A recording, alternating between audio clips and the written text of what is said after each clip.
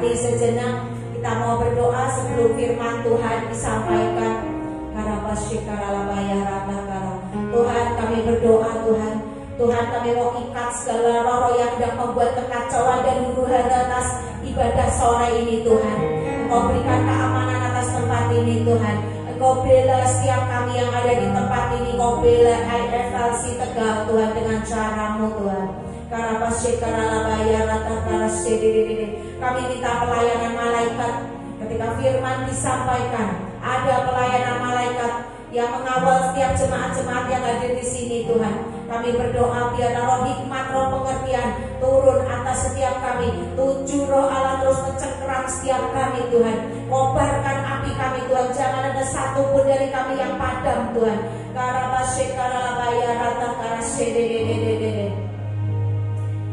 Tuhan, perbesar kapasitas kami Tuhan. Perbesar kapasitas kami untuk menampung segala firman yang akan disampaikan Tuhan.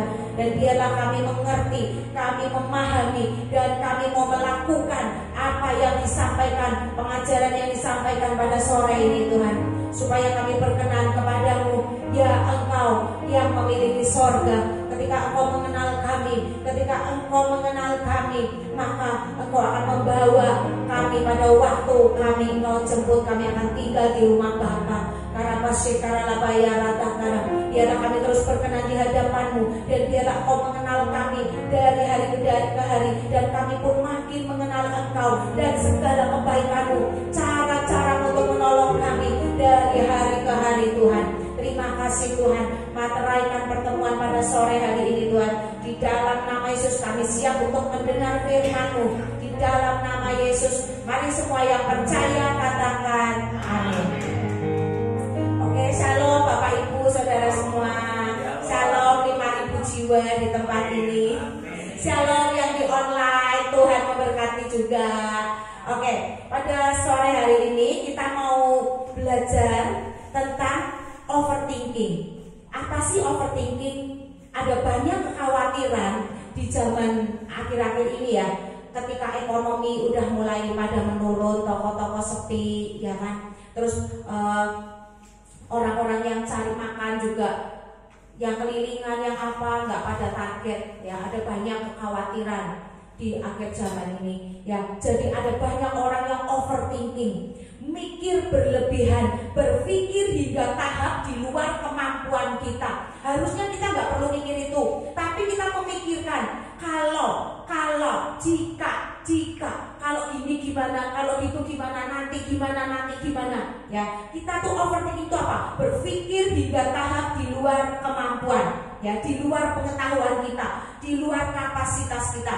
Kita berpikir sangat keras sampai akhirnya sampai ke tahap ketakutan karena kita berpikirnya terlalu keras, ya. Kenapa sih? Kita buka dulu ya. Kita buka firman Tuhan dulu di dalam Mazmur 55 ayat 23. Mazmur 55 ayat 23. Itu berkata, serahkanlah khawatirmu kepada Tuhan, maka Ia akan memelihara engkau. Tidak untuk selama-lamanya dibiarkannya orang benar itu goyah. Ya, jadi di Mazmur 55 ayat 23 ini bicara tidak selamanya orang benar itu goyah. Berarti orang benar itu bisa nggak goyah? Bisa, tapi nggak selamanya orang benar itu goyah. Karena Tuhan memelihara, karena ada cara-cara yang diberikan oleh Tuhan kepada kita, anak-anaknya, waktu kita dipenuhi oleh Roh Kudus. Ya, kenapa seseorang bisa overthinking? Ya, karena apa? Orang itu tidak mengalami perjumpaan dengan Tuhan, nggak mengalami Tuhan, nggak mengalami perjumpaan dengan Tuhan, nggak melihat mujizat dalam hidupnya. Maka yang timbul adalah kekhawatiran demi kekhawatiran. Beda dengan Daud. Kita di sini mau belajar dari pengalaman Daud ya. Daud itu juga mengalami overthinking waktu keluarganya dapat serangan fajar di Siklag. Ya, Daud juga mengalami overthinking. Tapi apa sih yang Daud lakukan? Ada banyak yang Daud lakukan, yaitu apa? Menyerahkan kekhawatirannya pada Tuhan. Daud mengandalkan firman Tuhan. Daud menguatkan imannya kepada Tuhan. Nanti kita mau bahas satu persatu ya. Sekarang kita lihat kenapa seseorang bisa overthinking. Tadi yang pertama tidak mengalami perjumpaan dengan Tuhan. Tadi saya sebutkan Daud untuk mengatasi overthinking dia melakukan 3 hal tadi ya. Karena Pak, Daud itu percaya Daud sudah mengalami perjumpaan dengan Tuhan waktu Daud dibuang oleh keluarganya. Satu ya, semua orang melupakan dia. Tapi waktu dia melihat kepada Tuhan, hanya dia dengan Tuhan di padang rumput waktu dia mengembalakan kambing dan domba. Disitulah Daud mengalami perjumpaan dengan Tuhan. Daud diberikan kemenangan oleh Tuhan waktu dia mengembalakan domba, kambingnya mau dimakan sama serigala misalnya, sama beruang atau sama apapun ya, itu Daud menang. Daud itu punya apa namanya ya, spesial. Daud itu seorang yang spesial di mata Tuhan. Daud punya privilege di mata Tuhan. Jadi Tuhan sangat mengenal Daud dan Daud mengalami berkali-kali perjumpaan dengan Tuhan dalam setiap kemenangan dalam pergumulannya. Juga waktu dia ada di Siklag, ya, termasuk itu. Jadi Daud itu mengalami perjumpaan dengan Tuhan secara langsung, bukan dari cerita orang. Orang lain kesaksian seperti ini, si A kesaksian seperti ini, si B kesaksian seperti itu. Tapi kita ini nggak pernah mengalami Tuhan disuruh bersaksi, nggak bisa. Nah, ini orang yang belum mengalami perjumpaan dengan Tuhan. Orang yang seperti ini nggak akan bisa mengasihi Tuhan, nggak akan bisa mencintai Tuhan. Orang yang seperti ini pasti tawar hati karena cinta mula-mulanya hilang, nggak bisa merasakan kasih Tuhan. Ini adalah orang yang calon-calon dia akan menjadi overthinking waktu dia masuk di padang gurun. Semua orang kudusnya Tuhan harus melewati padang gurun. Semua orang yang mau naik kelas itu harus ikut ujian. Waktu tidak bisa melewati padang gurun. Nah, ini kita harus benar-benar datang cari Tuhan tersungkur ya, supaya kita dimampukan untuk melewati padang gurun. Padang gurun itu nggak ada apa-apanya loh, cuma panas ya kan, mau minum juga nggak ada air, mau mandi nggak bisa, mau BAB mau pipis juga angel ya. Itu padang gurun, semuanya serba susah, semua serba terjepit, keadaan menjepit ya. Nah, diperlukan iman yang lebih untuk kita mengandalkan Tuhan ya. Kenapa seseorang bisa overthinking? Karena dia juga nggak mau mengandalkan Tuhan atau bergantung pada Tuhan. Makanya dia itu sampai berpikir keras, siapa yang bisa nolong aku? Siapa yang bisa bantu aku? Nah, itu berpikir keras. Dia lupa kalau Tuhan itu ada, kalau Tuhan itu menganggap kita itu anak. Waktu kita dianggap anak oleh Tuhan, berarti Tuhan itu siapa kita? Bapa. Nah, kita bisa waktu kanan kiri sudah nggak bisa ada yang menolong, kita datang pada Tuhan di atas. Kita lihat atas ya, kita lihat atas. Tuhan, aku lihat Engkau Tuhan, aku pengen lihat, aku pengen berjumpa dengan Engkau seperti Daud yang ketemu dengan Engkau sehingga dia bisa mencintaimu, sehingga Tuhan Engkau memberikan privilege kepada Daud. Minta sampai seperti itu, seperti Daud, pergumulan Daud, dia bernyanyi, bermazmur ya, pelajari kitab Mazmur. Lihat betapa Daud itu selalu cari Tuhan. Ada banyak judul di kitab Mazmur. Waktu Daud melarikan diri dan pura-pura gila, ya itu ada di kitab Mazmur. Ya, pergumulan dia, bahkan waktu sampai dia itu dilupakan sama keluarganya, mau diurapi sama nabi, dia dilupakan sama keluarganya pun ada. Ya, kita harus belajar dari kisah-kisah Daud. Seperti apa Daud selalu tersungkur, lagi-lagi manggil Tuhan, lagi-lagi manggil Tuhan. Kenapa sih dia nggak minta tolong sama raja-raja, kolega-koleganya? Kenapa? Karena dia nggak percaya. Karena Daud itu selalu berkata, Tuhan, betapa banyaknya musuhku. Itu kekhawatiran Daud loh. Zaman dahulu musuh siapa? Benar-benar orang yang pegang senjata. Ya, nah itu ancamannya apa? Nyawa. Tapi Daud gak pernah khawatir. Bahkan waktu dia bersembunyi, dia pun berdoanya pada Tuhan, gak minta tolong orang-orang. Dan Tuhan menolong dengan cara apa? Membalikan keadaan. Waktu Daud berada di gua Adulam, ya, Tuhan juga membalikan keadaan. Orang-orang yang semuanya orang yang dicari, orang-orang TO wanted itu, tiba-tiba dia jadi tentaranya Daud. Daud jadi pemimpin orang-orang ini. Ini pembalikan keadaan. Ini pertolongan dari Tuhan. Waktu kanan kiri gak ada yang bisa menolong. Bahkan anaknya sendiri mengejar dia mau membunuh. Tapi yang menyelamatkan siapa? Bapak, Tuhan. Dengan cara Tuhan. Nah, kita itu overthinking kadang, mikir gimana caranya, mikir karpe dewe, mereka-reka sendiri. Akhirnya apa? Gak ada solusi. Ya kan? Padahal hal itu pun hal yang mustahil kita lakukan, tapi tetap aja mikir sendiri. Nah ini kan berarti bukan, orang ini tidak ada roh Tuhan. Waktu kita dikuasai roh Tuhan, pasti Roh Kudus akan memimpin. Pasti Roh Kudus akan memimpin, ya.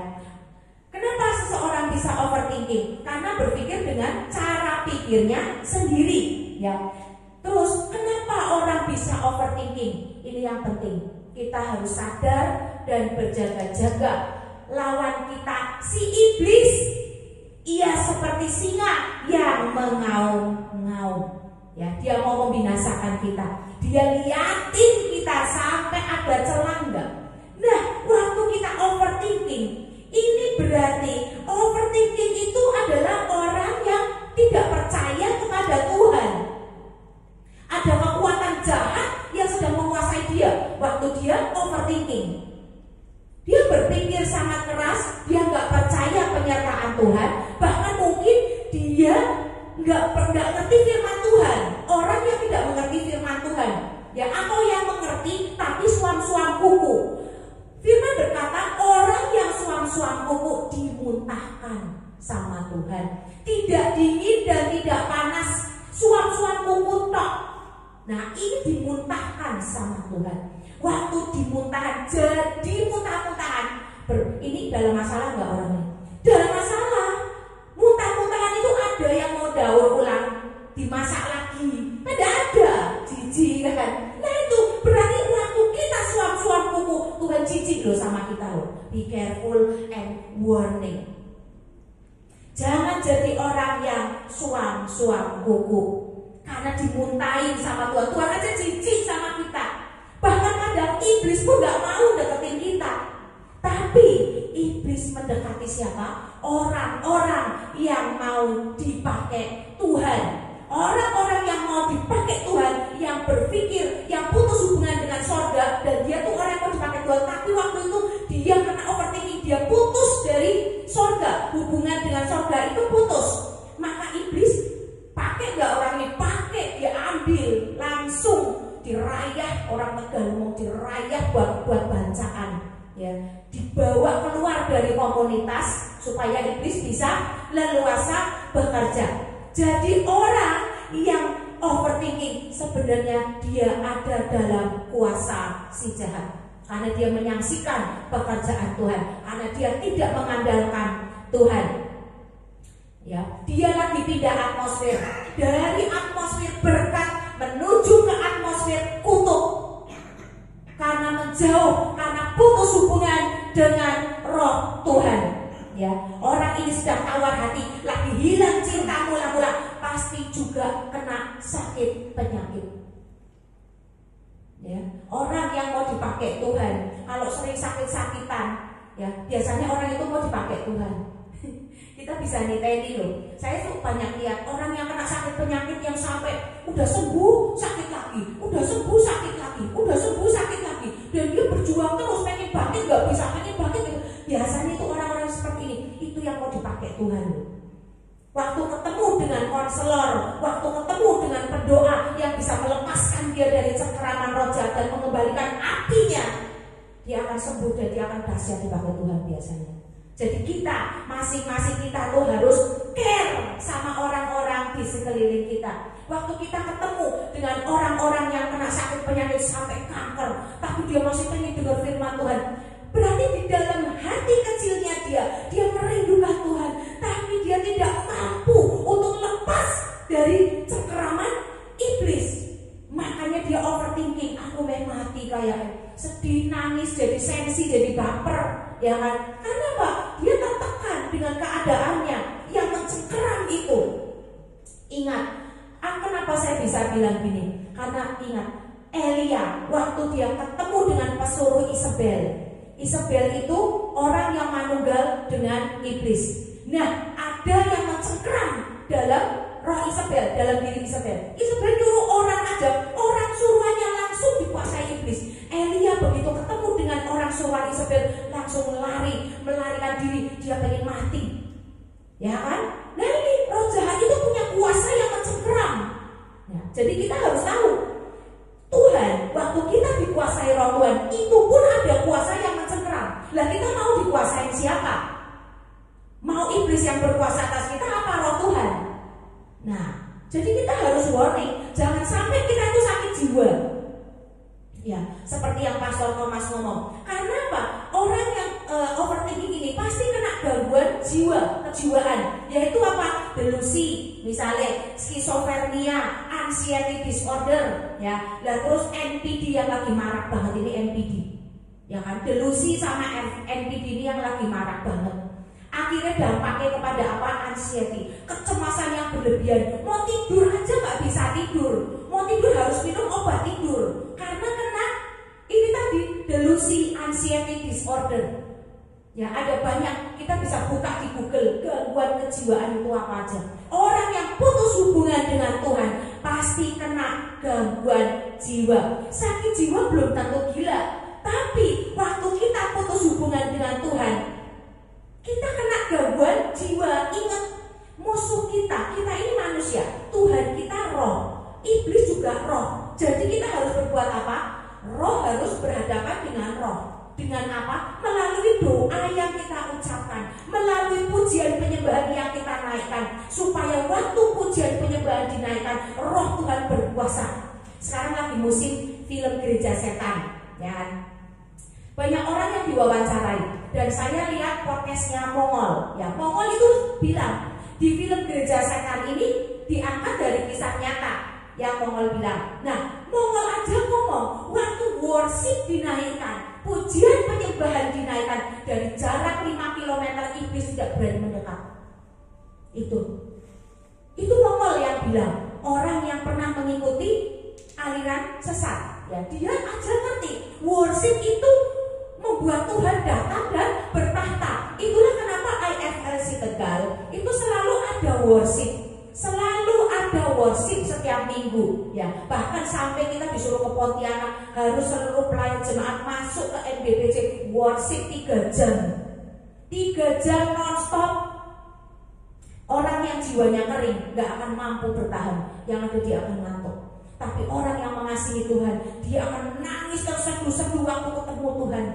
Waktu dilawat Tuhan, dia akan mata rohani terbuka, dia lihat langit terbuka, dia lihat malaikat menari-nari, bahkan dia lihat dirinya sendiri lagi menari buat Tuhan. Itu sampai seperti itu di alam roh. Karena saya sering dapat penglihatan waktu worship. Bahkan saya pernah dapat penglihatan waktu worship itu ada ular yang tidur di satu tempat. Itu ularnya menggeliat loh, saya kaget, ada ular menggeliat gitu, dan panggungnya itu retak. Itu saya pernah lihat itu di alam roh. Itulah kekuatan worship. Waktu itu lawanan lagi dahsyat banget, saya sampai nggak mampu berdiri, kuduk tersungkur, udah tersungkur masih disuruh kakinya rebah. Jadi saya tersungkur ngelabruk, orang Tegal ngomongnya ngelabruk, udah nggak sujud lagi sampai ngelabruk, nangis nggak bisa berhenti. Sampai saya tarik tisu di sebelah saya copot masker, saya sisi lagi, nangis lagi, sisi lagi. Itu tisu setengah itu udah hampir habis, gara-gara buatnya apa? Bersihin ingus, nggak bisa nahan berhenti nangis. Itu waktu Tuhan datang, itu luar biasa, hadirannya kuat luar biasa, sampai kaki aja lemes bergetar nggak bisa berdiri. Anak saya juga gitu, waktu hadirat Tuhan kuat, saya lihat loh kok hilang, ternyata dia udah tersungkur di bawah. Nah itu ya, jadi orang yang dikuasai roh Tuhan itu tahu bau kedatangan Tuhan, tanda kedatangan Tuhan. Roh itu nggak perlu kenalan, aku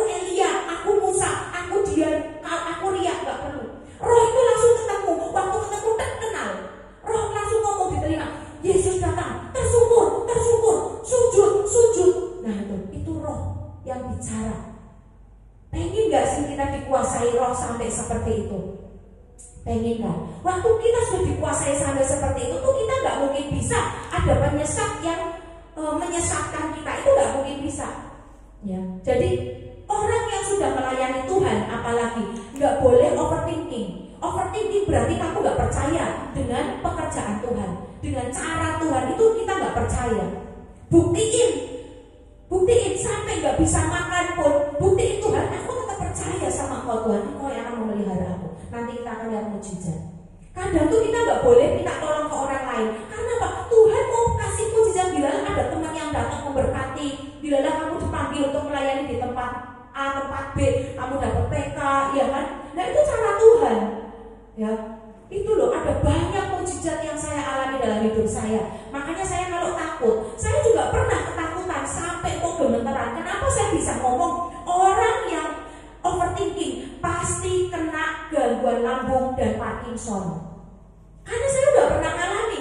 Saya waktu ketakutan, mikir karena dewe, nggak fokus ke Tuhan. Saya kena gangguan lambung. Lambung ini sakit, ulu hati ini sakit. Minum obat penahan sakit untuk lambung itu berkali-kali sampai saya nyetok. Setelah saya bertobat, nggak pernah kena gangguan lambung karena saya lagi jatuh cinta sama Tuhan. Pulang kerja buka Alkitab, sambil kerja pujian penyembahan nonstop, nggak pernah berhenti. Berhenti itu kalau saya tidur tok. Itu saya lagi mabuk, lagi jatuh cinta banget sama Tuhan. Sembuh semua penyakit saya. Di ginjal ini, di belakang ini sering sakit, semit kayak gitu. Itu pun sembuh. Saya nggak sadar. Setelah sekian lama saya mabuk sama Tuhan, tiba-tiba saya sembuh dari penyakit saya. Saya juga rasa, loh, kok aku sekarang udah nggak sakit ini ya? Kok udah nggak sakit itu ya? Jadi saya tuh dulu nyetok obat-obatan, ya, nyetok obat-obatan di laci. Karena apa? Sering sakit, minum obat-obatan terus. Karena saya khawatir berlebihan, mikir ketakutan sendiri. Nah, saya nggak tahu cara Alkitab, ya. Maka dari hari ini tuh kita beruntung, kita membahas overthinking, kekhawatiran, ya, ketakutan. Itu kita beruntung. Ada cara Alkitab, ya. Oke, kita lihat cara-cara Daud. Kita buka Filipi 4 ayat 6 sampai 9.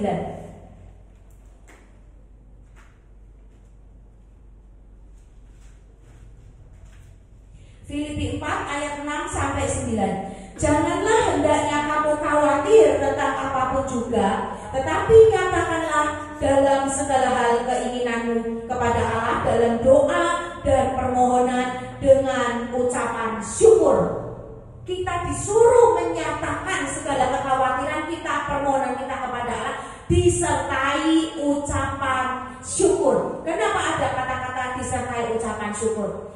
Di ayat selanjutnya jawabannya.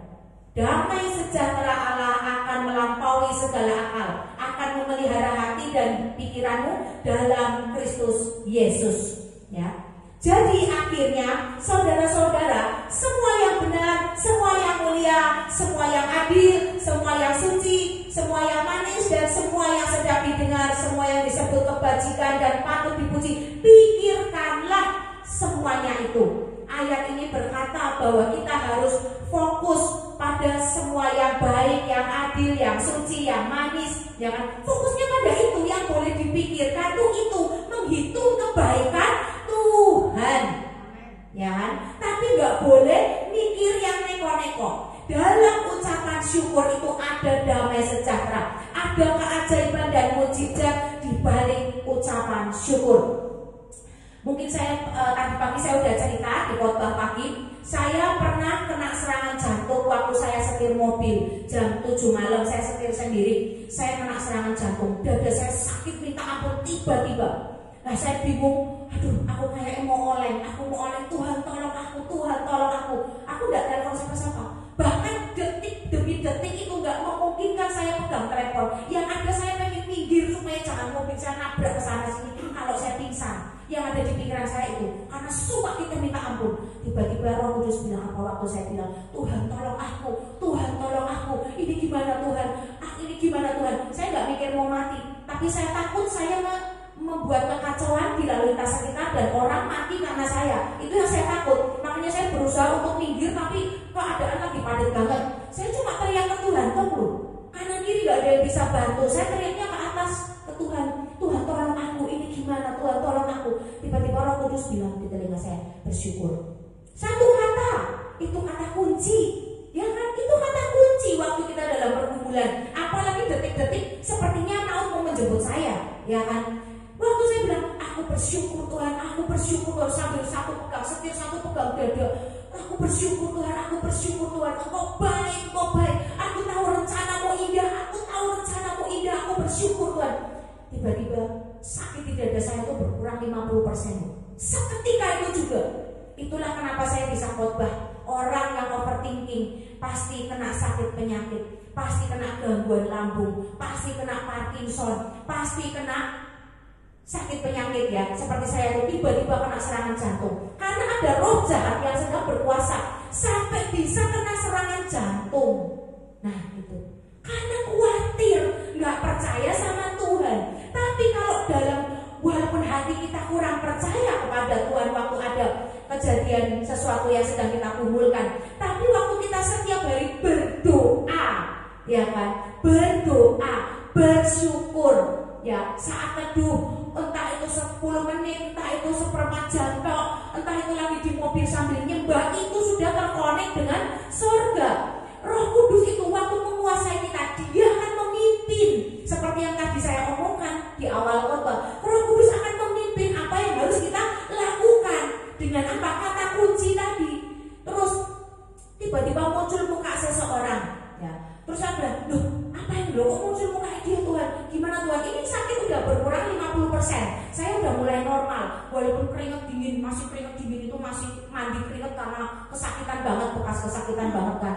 Nah itu tiba-tiba Roh Kudus tuntun lagi, lepaskan pengampunan. Loh aku udah lepasin pengampunan, saya masih berdebat. Alam bawah sadarmu belum. Ternyata karena orang itu iblis mengintimidasi berkali-kali, perbuatan orang itu seret lewat, tapi saya diem. Seret lewat, saya diem, nggak kencing. Cuma aku, nggak urusan EGP. Aku cuma gitu. Nah ini, kalau kita nggak mau tengking roh jahat, kita nggak mau lawan iblis. Firman berkata, tunduklah kepada Allah dan lawanlah iblis. Waktu kita tahu ada pekerjaan iblis, kita nggak tengking, dia akan main terus di area kita. Waktu kita lagi lemah iman, kita harus tengking dia. Keluar kamu iblis, Tuhan kuduskan pikiranku, kuduskan jiwaku, Tuhan minta itu. Dia akan keluar. Waktu kita usir iblis akan keluar, ya kan? Tapi kalau kita nggak usir, dia tinggal bersama-sama dengan kita, dekat dengan kita. Nah ini akhirnya terjadi peperangan terus. Waktu kita lemah, dia hantam kita, kena serangan jantung. Waktu habis saya lepaskan pengampunan, di situ saya baru ngerti ternyata alam bawah sadar kita juga harus didoakan. Itulah kenapa banyak orang yang kena hipnotis, orang yang delusi, orang yang kena gangguan jiwa, orang yang NPD, orang yang gangguan jiwa itu ya, itu alam bawah sadarnya terbuka. Jadi kuasa jahat bisa masuk. Itulah kenapa saya kalau mau tidur itu selalu saya berdoa. Tuhan, tutup bungkus alam bawah sadarku, alam mimpiku, alam ambang sadarku Tuhan, juga alam sadarku waktu aku bangun, tutup bungkus Tuhan. Jadi gak bisa kena pengaruh hipnotis dan sebagainya. Itu alam bawah sadarnya terbuka, bahayanya kena hipnotis itu kalau kita gak nyadar. Ya, kita harus waspada, harus terus berjaga-jaga. Waktu saya udah melepaskan pengampunan, Tuhan aku lepaskan pengampunan kepada si A di alam bawah sadarku. Aku dengan sadar melepaskan pengampunan kepada si A. Tahu, berkurang lagi sakit di dada saya, tinggal 25%. Nah, itu udah mau sampai rumah. Akhirnya saya sampai rumah beneran, nggak sakit lagi, masih sakit tapi 25% doang. Waktu sampai rumah, saya parkir, Roh Kudus bilang, sujud menyembah Tuhan, cepat lakukan. Saya langsung masuk kamar, saya tutup, saya nyanyi nyembah Tuhan, sujud sambil nyembah Tuhan, sembuh seketika. Sampai malam, sampai besok, sampai hari ini sembuh. Waktu saya itu tanpa minum obat apapun loh, tapi saya lemes banget, keadaannya sembuh itu pun saya lemes karena habis energi yang terkuras untuk nahan sakit itu kan luar biasa. Itu saya lemes banget. Nah, terus ketika saya melayani atau saya mendoakan seseorang, dada saya terasa sakit seperti itu lagi, saya tahu itu serangan iblis. Begitu mulai sengit, di sini berasa sengit, saya langsung tumpang tangan dalam nama Yesus. Oleh pilur-pilur Yesus aku sembuh. Keluar semua yang jahat, saya usir, saya tangking. Seketika sengit-sengit hilang. Nah ini perlunya kita punya iman. Jangan overthinking, tapi lakukan tindakan iman. Iman tanpa perbuatan itu mati. Kita berdoa, kita percaya Tuhan menyembuhkan, tapi kalau kitanya sendiri nggak melakukan tengking, nggak melakukan tumpang tangan, ya nggak bisa sembuh, ya kan? Ya, iman tanpa perbuatan itu mati, ya kan? Ada di mana? Yakobus 2 ayat 17. Kita buka Yakobus 2 ayat 17.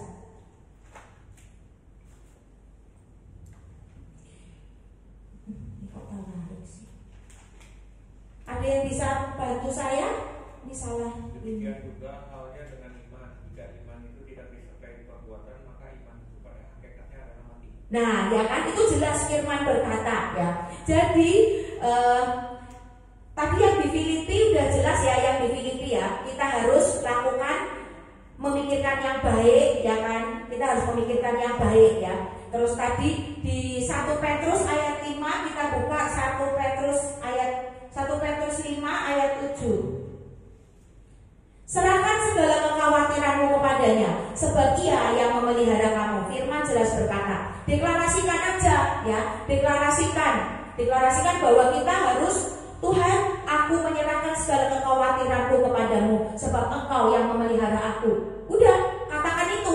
Udah, terus kita diam, kita lakukan apa yang harus kita lakukan. Nanti tiba-tiba masalah selesai sendiri kok. Percaya nggak percaya boleh dibuktiin. Firman Tuhan itu nggak pernah salah, ya. Jelas nih berkata di dalam Yesaya 55 ayat 11. Demikianlah firman-Ku yang keluar dari mulutku, ia tidak akan kembali kepadaku dengan sia-sia, tetapi ia akan melaksanakan apa yang Ku kehendaki dan akan berhasil dalam apa yang Ku suruh kepadanya. Waktu Tuhan memberikan rema kepada kita, kata-kata kunci kepada kita untuk dideklarasikan, itu adalah firman Tuhan. Rema yang keluar adalah perintah Tuhan.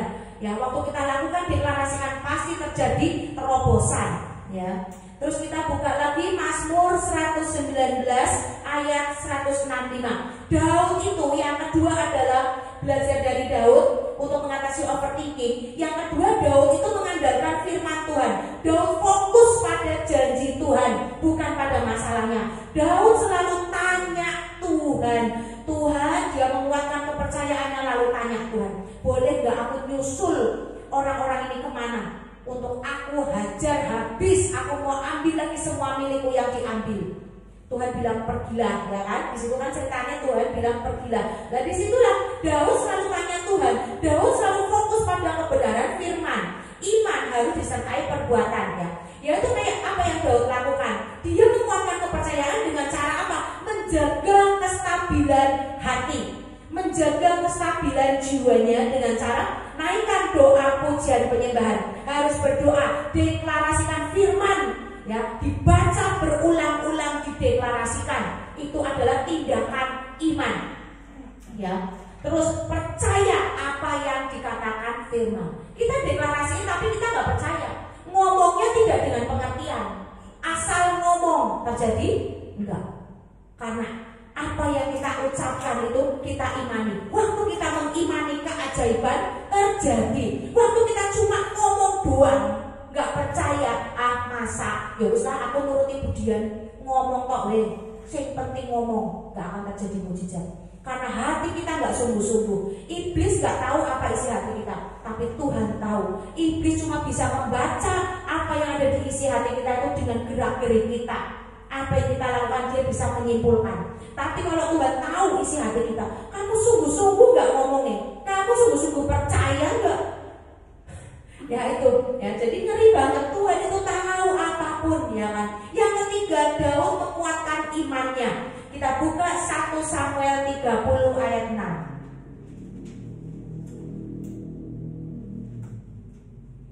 1 Samuel 30 ayat 6. Ayat 6 ya.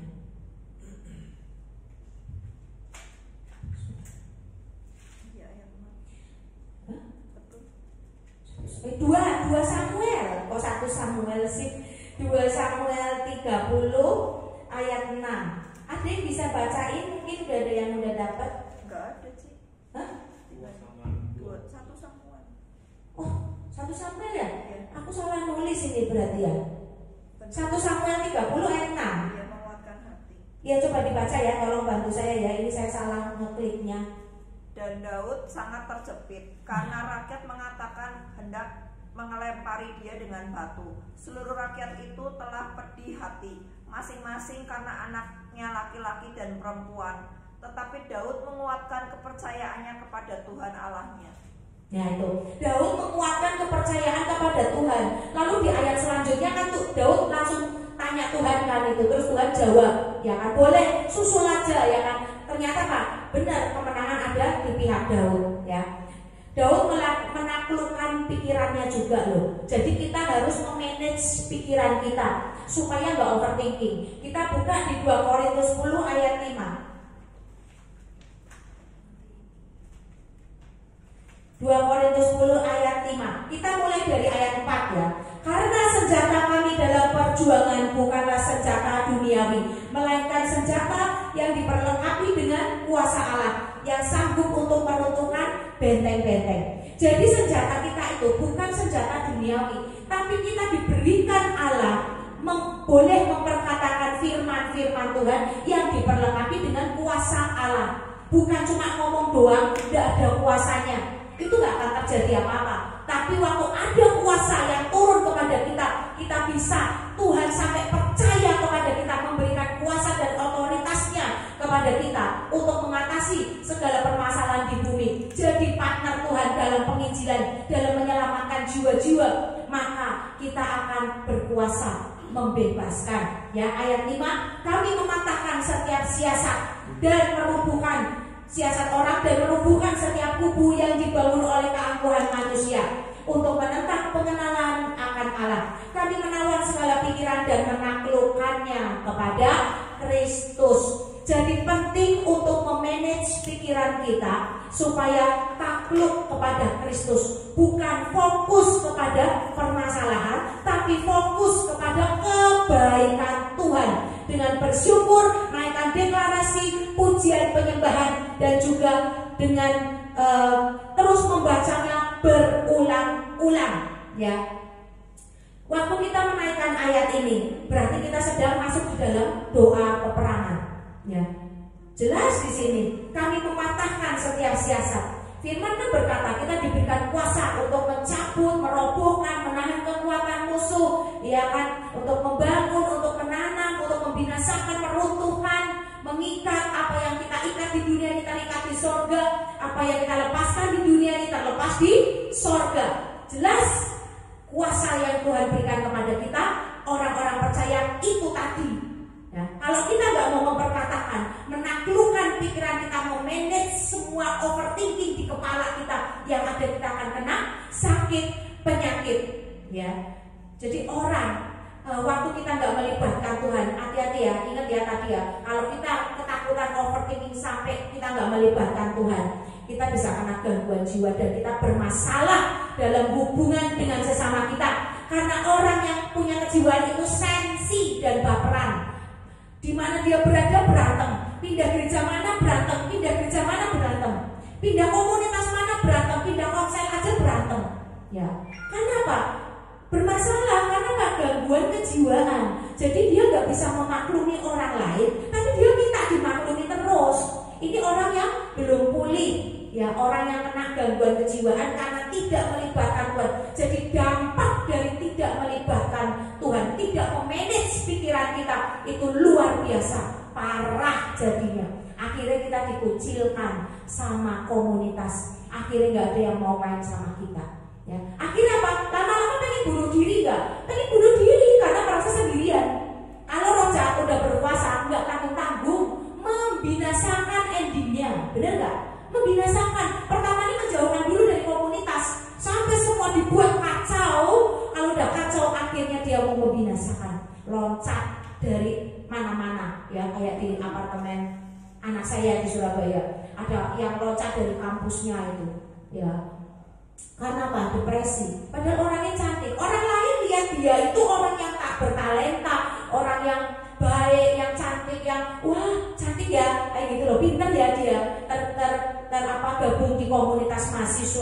ya kan. Nah itu, tapi dia sendiri ternyata lagi rapuh banget. Nah ini iblis itu sebetulnya kita tuh ada banyak kepura-puraan dalam hidup kita. Sebetulnya rapuh, tapi di depan orang kita pura-pura senyum, pura-pura ketawa. Ya, lihat coba kita buka Mazmur 3. Mazmur 3 apa Mazmur 4 ya? Supaya kita tahu.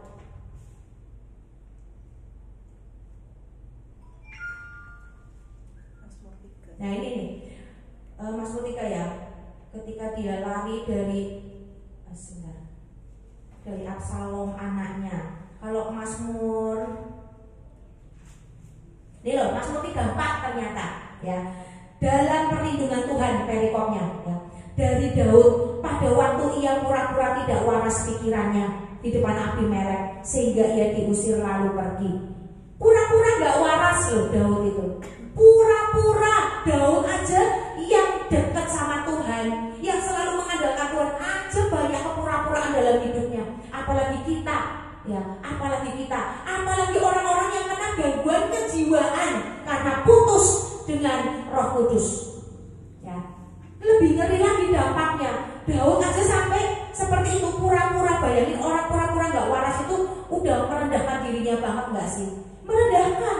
Kalau dia gak bersyukur, kalau dia ada roh kesakitan dalam dirinya, dia akan bilang, Tuhan aku kok sampai seperti ini nemen ya Tuhan. Terus aku mati lah Tuhan. Kayak Elia kan sampai seperti itu, ketakutan sampai pengen mati kan. Akhirnya apa? Membinasakan kan kalau iblis mulai menguasai. Membinasakan, endingnya gak tanggung-tanggung kalau iblis mau udah menguasai itu. Karena dia tujuannya itu membinasakan. Gak ada tujuan menolong, tuh gak ada. Sejahat, sebaik-baiknya iblis itu adalah seperti siapa? Seperti sejahat-jahatnya manusia itu sebaik-baiknya iblis. Kata-katanya aja manis, firman dibelok-belokin. Kalau udah jatuh, seret keluar sampai binasa. Mau bertobat aja susah. Ya, itulah kenapa kita harus selalu berdoa. Ada di komunitas yang benar, yang mendoakan. Karena dalam firman Tuhan ada berkata loh, ada orang-orang yang digiring, ditentukan untuk mati, dibunuh. Ini loh, mau bertobat gak bisa. Dia tergolong orang-orang yang mati, yang ditentukan untuk mati, dibunuh. Dia udah digiring masuk ke dalam neraka, ya kan? Udah sampai seperti itu, ada di firman Tuhan. Makanya itu kita perlu komunitas yang benar, yang saling mendoakan. Itu jangan lepas, karena iblis, pekerjaan iblis selalu menarik, dikucilkan, keluar dari komunitas, disembunyiin, nah baru dia leluasa bekerja. Ya, itu cara kerja iblis. Ya, oke. Kita buka Amsal yang terakhir ya. Kita buka Amsal 12 ayat 25. Ada yang bisa bacain buat kita? Amsal 12 ayat 25. Apa akibat kekhawatiran? Amsal 12 ayat 25. Amsal 12 ayat 25. Kekhawatiran dalam hati membungkukkan orang, tetapi perkataan yang baik mengembirakan dia. Nah, orang yang sampai khawatir itu masa tuanya dia akan bungkuk. Karena apa? Khawatir hidupnya, gemeter, untuk berdiri tegak aja nggak bisa. Dia akan bungkuk. Kadang bahkan belum sampai tua aja udah kelihatan tua, udah kelihatan nenek-nenek, udah bungkuk, ya kan? Mau berdiri tegak aja nggak bisa. Karena maaf ya, karena dirinya itu khawatir. Karena dirinya itu khawatir, dipenuhi dengan khawatir, ya, maka sampai membungkukkan badannya, ya. Itu tanda dia tidak percaya kepada Tuhan, dia menyaksikan Tuhan. Firman jelas menulis loh, sampai membungkukkan orang. Karena ada banyak beban, ada banyak roh jahat yang bercokol dalam dia, sampai dia jadi bungkuk, ya kan? Ciri-cirinya orang yang dikuasai Roh Kudus itu apa? Orangnya tenang, tetap tegak berdiri dimanapun dia berada. Walaupun sudah tua, jalannya timik-timik, tapi hatinya gembira, wajahnya ceria, dia kan tenang di dalam badai. Menghadapi persoalan anaknya, ya dia tenang, dia masuk duduk dalam doa, tiba-tiba selesai masalah anaknya. Itu, ya, dia nggak kena sakit jiwa, ya. Sakit jiwa itu tergolong dia apa sih? Tenang waktu berbohong itu tenang, ya. Waktu berbuat salah dia tenang, nggak ada takut-takutnya. Nggak saat teduh ya tenang aja. Udah ngerti nggak saat teduh itu di pagi hari putus hubungan dengan Tuhan, tapi dia tetap tenang. Itu tergolong sakit jiwa seperti yang Pastor Thomas ajarkan. Ya, ingat ya saudara-saudara, iman itu tumbuh ketika kita memilih di tengah ketidakpastian. Ya, kita harus menguatkan kepercayaan kita.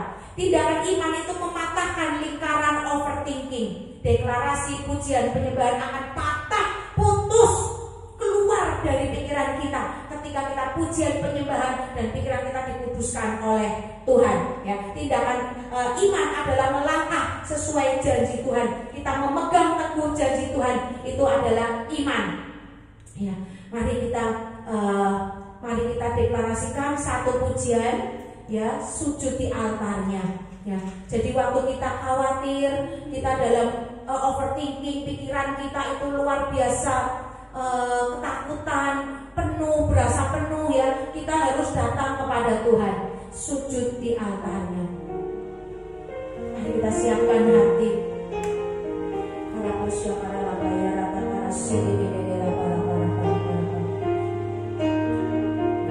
Tuhan, lihat kami Tuhan.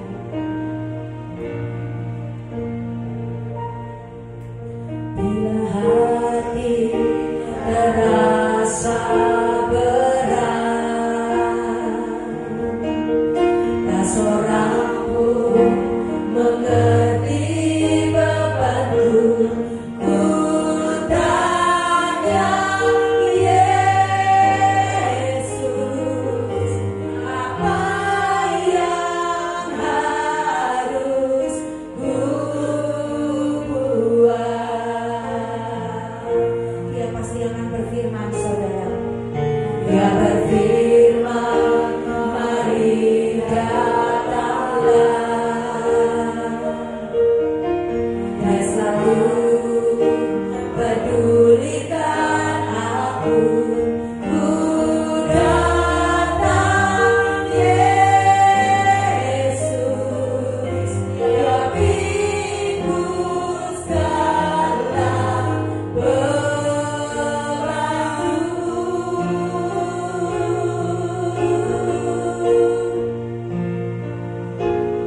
Sujud di altarnya, ku bawa hidupku kepada Tuhan, saudara. Segala pergumulan naikkan kepada Dia, untuk kita menerima anugerah Tuhan. Dia memikul segala beban overthinking kita. Karena masih karena bebaskanku. Dia mengubah hidupmu, saudara. Ubah hidupmu. Barui hatiku. Sesuatu terjadi saat datang di altarnya. Sujud di altarnya, sujud di altarnya. Ku bawa hidupku, ku terima anugerahnya, yang ampuniku dan bebaskanku. Inilah deklarasi kami, Tuhan. Engkau akan mengampuni setiap dosa dan membebaskan setiap ikatan yang bukan dari